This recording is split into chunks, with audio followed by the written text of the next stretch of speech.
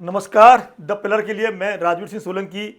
बिहार चुनाव 2025 में एक गोपनीय सर्वे हुआ है और गोपनीय सर्वे अपने लिए कराया है एनडीए गठबंधन ने। उसमें चौंकाने वाले खुलासे हुए हैं। थोड़ा सा खुश है एनडीए, लेकिन जो कंपनी जिस पार्टी के लिए सर्वे करती है थोड़ा सा झुकाव रहता है।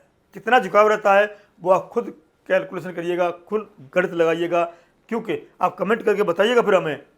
जो पार्टी अपने लिए सर्वे करा रही है तो थोड़ा बहुत झुकाव रहेगा ही रहेगा। तो ये बता दूं मोटा मोटा, यहाँ पे दो तीन चीज़ और बता दूं। लेफ्ट जो एनडीए गठबंधन में टिकट वितरण हो चुका है, 101, 29 इनको मिली हैं, 29, और इनको 101 और 101, तो इनका हो चुका। बाकी 6 दोनों को मिली हैं, 6 × 6। अब बात आती है इंडिया गठबंधन, इन्होंने पूरा 243 पर चुनाव लड़ाने की बात की है, खुद चुनाव नहीं लड़ेंगे।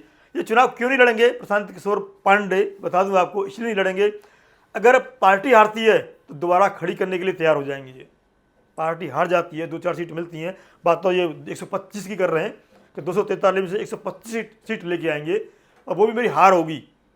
125 सीट आती हैं तो इनका आंकड़ा करीब जाता है 150 से ऊपर। इसलिए खुद चुनाव नहीं लड़ रहे, मेहनत ज़्यादा करेंगे, लेकिन ऐसा नहीं है। ये चुनाव इसलिए नहीं लड़ रहे, अगर पार्टी हारती है दोबारा मेहनत कर सकते हैं कि लोग बेकार निकल गए, गलत टिकट वितरण हो गया, माफ़ी मांग लेता हूँ, कुछ भी। अगर ये खुद हार गए तो इन्हें कोई छोड़ेगा नहीं, फिर खड़े नहीं हो सकते बिहार में। ये दोबारा मेहनत नहीं कर सकते, चेहरा नहीं दिखा सकते बिहार में, इसलिए खुद नहीं लड़ रहे। उन्हें पता है पार्टी हार जाए कोई बात नहीं है, दोबारा मौका मिल जाएगा, और मैं खुद हार गया, दोबारा मौका मिलने वाला नहीं है। ये लोग विपक्ष वाले इन पर टूट पड़ेंगे। किंग मेकर ही रहो आप, चुनाव नहीं लड़ सकते, लड़ सकते जीत नहीं सकते। तो उसको ध्यान में रखते हुए प्रशांत किशोर खुद चुनाव नहीं लड़ रहे। एक बार लग रहा था तेजस्वी यादव के अगेंस्ट लड़ेंगे, ऐसा नहीं हुआ। किंतु बात हम लेफ्ट भी करेंगे। लेफ्ट पार्टियों का पिछले चुनावों में देखा होगा, 2020 के आसपास भी बड़ा अच्छा स्ट्राइक रेट रहा है। जितनी सीटें मिली उस पर ज़्यादातर वो विजय प्राप्त की। कांग्रेस का सबसे कम स्ट्राइक रेट रहा था 2020 में। तो कांग्रेस को इस बार, और उनका कहना यह था तेजस्वी ने हमें वो सीट दी जहाँ कभी न तेजस्वी जीते न कांग्रेस जीती। मतलब एनडीए गठबंधन ने बीजेपी या जेडीयू की अच्छी खासी पकड़ वाली सीट थी, वो सीट दी, इसलिए हमारा स्ट्राइक रेट कम हुआ। लेकिन इस बार सीट हम कम ले लेंगे, सीट वो लेंगे जो जिताऊ होंगी। जिताऊ सीटों पर उसी करते करते एनडीए गठबंधन ने अपनी सारी सीटें बांट दी और मैदान में आ गए। इंडिया गठबंधन अभी उलझन में है और आपसी खींचतान चल रही है, कई बार तो मनमुटाव भी हुआ। मुकेश सहनी भी अच्छी खासी सीट चाहते हैं इंडिया गठबंधन में, और बाकी अन्य लोग भी अच्छी खासी सीट चाहते हैं, जो बड़ा मुश्किल हो रहा है लेफ्ट पार्टी खास तौर पे। कांग्रेस चाहती है कि हमें भी सम्मानजनक सीट मिले। 50-55 की बात थी कि वो 70 से कम से 55 पे आए कि वो सीट मिले जो जिताऊ हैं। उसी उधेड़बन को देखते हुए हमने जो एनडीए गठबंधन ने चुनावी सर्वे कराया उस पर हम चर्चा करेंगे। ये था टिकट वितरण के बाद। अब बात जब बागी कौन कौन खड़ा होता है, किस सीट से खड़ा होता है। एक और बताता हूँ, जन स्वराज पार्टी में सबसे ज़्यादा बगावत हुई है। इन्होंने 243 सीटों पर खड़े कर दिए, बगावत सबसे ज़्यादा इनके यहाँ हो रही है। इनका कहना है कि भाई कल तक आप जो ज्ञान बांटते थे, पर उपदेश कुशल बहुतेरे करते थे, विकास की बात करते थे, पार्टियों में सिद्धांत की बात करते थे, पार्टी लाइन की बात करते थे, आपने पैरासूट से टिकट बांट दिए। 3 साल तक मेहनत कराई, लोग इनके पुतले जला रहे हैं, इनके जो पैम्पलेट होते हैं उनको जला रहे हैं, बुरा हाल कर रखा है। लोग खुलेआम इन पर आरोप लगा रहे हैं पैसे लेके टिकट देने का। वीडियो लगाएंगे हम। तो जन स्वराज पार्टी का ग्राफ अचानक नीचे गिर गया है। जो इनका ग्राफ एकदम सेकंड नंबर पर सीएम का चेहरा बन गए थे, बीच में दोबारा गिर गया। तो ये उतार चढ़ाव होता रहेगा अभी 14 तारीख तक, 14 तो नहीं 6 और 11 तक, सामने 14 तारीख को आएगा। तो प्रशांत किशोर की कहीं ना कहीं किरकिरी हुई है टिकट वितरण के बाद। अभी तो एक लिस्ट और आनी है उनकी। एनडीए गठबंधन में बहुत ज़्यादा नहीं हुई है। उपेंद्र कुशवाहा और मांझी थोड़े से नाराज हुए थे, किंतु मना लिया गया है, ऐसा बताया जाता है। तो उनका गढ़ अपना ठीक है। उन्हें पता है कि हनुमान कहते हैं अपने आप को, चिराग पासवान, ये तो जाएंगे कहाँ। तो इनको अच्छी खासी 29 सीट दे दी गई हैं। हो सकता है, ये भी हो सकता है, ये संभावना है 29 में से कुछ सीटें कैंडिडेट बीजेपी की लड़ें। जी बिल्कुल, चिराग पासवान की 29 सीटों में से कुछ सीटों पर कैंडिडेट बीजेपी के भी लड़ सकते हैं। ये देखने की बात होगी आगे। तो इनका एनडीए का करीब करीब अपना सब ठीक ठाक होने लगा, प्रचार प्रसार शुरू हो गया है। हेलीकॉप्टर उड़ने शुरू होने वाले हैं अभी। कल एक हमारे मित्र हैं, वो हेलीकॉप्टर चुनाव प्रचार में अपना प्रोवाइड करवाते हैं, तो उनसे बात हो रही थी, तो कह रहे थे कि बस आजकल से एनडीए गठबंधन की सीटें बट गई हैं और सबको सिंबल दे दिया गया है, हेलीकॉप्टर उड़ने वाला है। इंडिया गठबंधन का भी हेलीकॉप्टर उड़ने में शायद समय लगेगा, कि अपनी रार, अपनी उलझने नहीं सुलझा पा रहे हैं वो, क्योंकि लेफ्ट की स्ट्राइक रेट के हिसाब से टिकट मांग रहा है और आरजेडी कह रही है कि भाई हमने जो मेहनत की है। अभी तक आरजेडी का बता दूं मैं नंबर 1 सीएम फेस की हम बात करें तो नंबर 1 पर बने हुए हैं, नंबर 1 पे, फर्स्ट नंबर पे सीएम फेस, आज तक 36% के आसपास, ये मानना पड़ेगा आप। उनके इंटरनल सर्वे में भी हम आएंगे, एनडीए गठबंधन ने जो इंटरनल सर्वे कराया है उस पर भी आएंगे, कि फिर भी आज तक ये नंबर बने हुए हैं। बीच में नंबर 2 हो गए थे, ये नंबर 2 पे आ गए थे सेकंड पे, लेकिन दोबारा सेकंड नंबर ये आ गए, ये नीचे खिसक गए इन टिकट वितरण के बाद में। सीएम फेस की हम बात कर रहे हैं।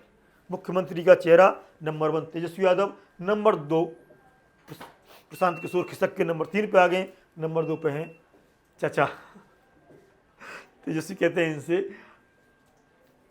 नीतीश कुमार मुख्यमंत्री हैं। एक बात बता दो, नीतीश कुमार की सर्वे में जो बड़ी बात आई है वो ये आई है कि उनका 20 साल के कार्यकाल के बाद 2 दशक कार्यकाल में मुख्यमंत्री रहने के बावजूद भी, उपरांत भी, अभी तक उनकी बहुत ज़्यादा लोगों में आलोचना नहीं है। लोग कहते हैं अच्छा शासन किया है, ये बहुत बड़ी बात है।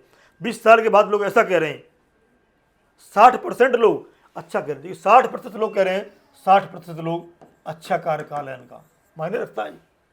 36% लोग ही कह रहे हैं कि मतलब नहीं, अच्छा कार्यकाल नहीं है। उसमें महिलाओं की संख्या ज़्यादा है जो नीतीश कुमार को चाहती हैं कि दोबारा मतलब 5वीं बार मुख्यमंत्री बने। वैसे तो बीच में आयाराम गयाराम के चक्कर, पलटू राम बनने के चक्कर में कई बार शपथ ले चुके हैं, क्योंकि पिछले 20 साल में वो अगले 5 साल कार्यकाल के लिए महिलाओं की संख्या 60% मायने रखता है कि दोबारा उसके लिए। ठीक है, उनका स्वास्थ्य कारण से कई मतलब विरोधी उन पर उंगली उठा रहे हैं। तो पहले हम बात कर लेते हैं, थोड़ा सा आंकड़ा है ये, ईबीसी मतलब अति पिछड़ा वर्ग है, वो एनडीए को 60%, महागठबंधन को 24% था, अब ये बदल गया है थोड़ा सा, इसमें बात करेंगे। अगड़े जो हाई कास्ट है वो तो 60% से ज़्यादा ही है एनडीए के साथ में, किंतु यहाँ तेजस्वी ने बड़ा वो खेला है। अगड़ी को बता दूँ, यहाँ तेजस्वी ने ना जो भूमिहारों को टिकट दिया है, यहाँ पे कई भूमिहारों को अपनी तरफ तोड़ लिया है, तो यहाँ आंकड़ा थोड़ा सा ऊपर नीचे हो सकता है। महादलित, क्योंकि यहाँ पे बीएसपी ने टिकट बांटे हैं, क्योंकि बीएसपी कमज़ोर है, काफ़ी कमज़ोर हुई है और चंद्रशेखर आज़ाद चुनाव नहीं लड़ रहे हैं, तो इनका झुकाव, और ख़ास तौर पर मांझी, जीतनराम मांझी का ग्राफ काफ़ी गिरा है, काफ़ी ग्राफ गिरा है। तो उसका फ़ायदा कौन उठाएगा ये भी इसमें आगे पता चलेगा। 45-35 है ये, किंतु ये बदल सकता है क्यों, जीतनराम मांझी का ग्राफ काफ़ी गिर गया है। गैर यादव ओबीसी 70%, इसमें गैर यादव ओबीसी में जेडीयू के साथ बहुत ज़्यादा लोग हैं। लवकुश का जो फॉर्मूला है, नीतीश कुमार वर्तमान मुख्यमंत्री, उनका जो बहुत फॉर्मूला है वो कहीं ना कहीं 70% में आते हैं, इसलिए गैर यादव महागठबंधन की बजाय एनडीए में है। जो कुर्मी हैं और कोयरी हैं, इस तरह के जो लोग हैं, लवकुश बोला जाता है, वो सारे उनके साथ हैं नीतीश कुमार के। पासवान क्योंकि चिराग के साथ हैं ज़्यादातर, तो चेहरा ये है। कुछ महागठबंधन में नए बच्चे उन्होंने उभारे हैं, तेजस्वी ने बड़ा अच्छा काम किया है, कुछ कि अलग अलग जातियों के नए बच्चों को उभार करके नेता बनाया है। वही कारण है कि उन्होंने पासवान हो या भूमिहार हो, जो बड़ी संघर्ष की, जो बड़ी संख्या में जो लोग हैं और कुशवाहा लोग हैं, जो तीनों समाज के लोगों में तेजस्वी ने पैठ बनाई है और उसका लाभ चुनाव में मिलना चाहिए, ऐसा अभी सूत्र बता रहे हैं। यादव तो 78% से ज़्यादा भी हो सकते हैं, कोई बड़ी बात नहीं है। मुस्लिम भी 75% कह रहे हैं। ये जो जन स्वराज पार्टी है, इसका ग्राफ अब धीरे धीरे टिकट वितरण के बाद काफ़ी गिरा है। अन्य में छोटी छोटी पार्टियां हैं, तेजी भैया की पार्टी है, और भी छोटी छोटी पार्टियां हैं, इसका ग्राफ गिरा है। ये अभी तक हम सोच रहे थे, पहले बताया था आपको हमने, 12 से 15% ले जाएंगे ये, और 12 से 15 सीट ले जाएंगे। कि जो टिकट वितरण के बाद असंतोष पैदा हुआ है, अगर नहीं दबा तो इनके लिए बड़ा मुश्किल हो जाएगा, बहुत मुश्किल होने वाला है। तो हम बात में आते हैं 2020 की, हम बात करते हैं 2020 में क्या आंकड़ा था। 2020 में मोटे तौर पर देखी जाए 125 सीटों पर ये थे और 110 सीटों पर इंडिया गठबंधन था, और ये था नहीं पिछली बार, बाकी अदर्श थे। तो 125-10 का आंकड़ा था गठबंधनों का। अब भी बता दूंगा आपको, ज़्यादा अंतर नहीं है। जब एनडीए गठबंधन ने सर्वे कराया है उसमें भी कोई बहुत अंतर आने वाला नहीं है। 130 तक पहुंच पा रहे हैं ये अपने उसमें, और ये 107 तक आ पा रहे हैं। जन स्वराज पार्टी 2 से 5, बस इतना आ रही है। 0.03% वोट परसेंट का अंतर है दोनों गठबंधनों में कुछ भी नहीं होता, किधर भी खिसक सकता है।